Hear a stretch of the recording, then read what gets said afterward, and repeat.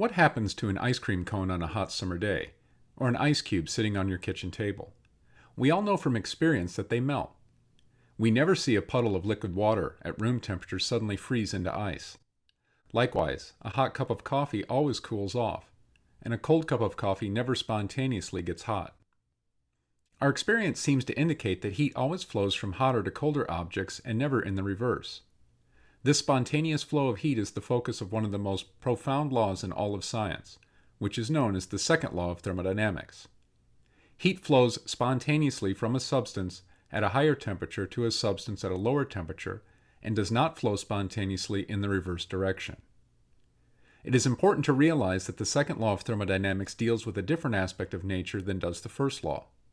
The second law is a statement about the natural tendency of heat to flow from hot to cold, whereas the first law focuses on energy conservation, heat, and work.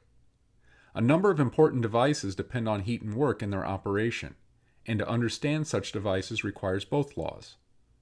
An automobile engine, for example, utilizes heat to produce work, and in order to understand the efficiency of heat engines, we will use both the first and second law of thermodynamics.